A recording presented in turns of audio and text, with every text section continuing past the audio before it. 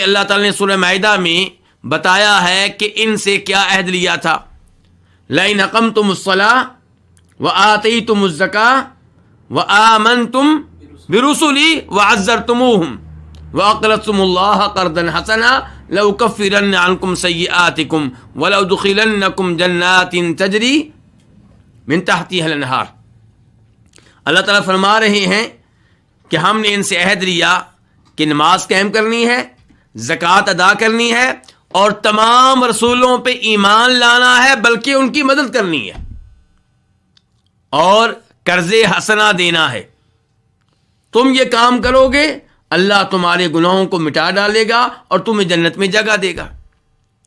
تو کیا یہ لوگ سب رسولوں پہ ایمان لائے؟ بلکہ ان کی تاریخ یہ کہتی ہے کہ رسولوں کی تکذیب کرتے رہے، رسولوں کو تنگ کرتے رہے، ان کی توہین کرتے رہے، انہیں قتل کرتے رہے. خصوصاً عیسیٰ علیہ السلام کو دیکھنے آپ، ان پہ ایمان نہیں لائے، بلکہ یہ دعویٰ کرتے رہے بڑے فخر کے ساتھ کہ ہم نے انہیں قتل کیا ہے. اور انہوں نے اپنی طرف سے انہیں قتل کیا، وہ تو اللہ رب العزت نے ان کو آسمانوں پہ اٹھا لیا اور انہوں نے پھر ان کے مشابہ کسی شخص کو سولی پہ چڑھا دیا.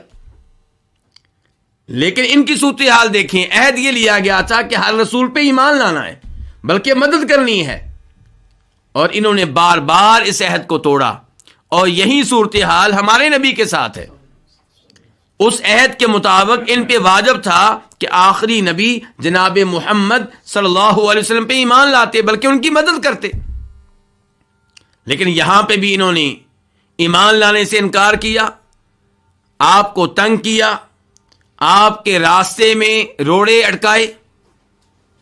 تو اللہ رب العزت انہی امور کی طرف اشارہ کر رہے ہیں، اور اللہ تعالیٰ فرما رہے ہیں اور کیا جب بھی انہوں نے کوئی عہد معاہدہ کیا، کوئی عہد دیا، تو نبذہ، اس عہد کو توڑ ڈالا ان میں سے ایک گروہ نے.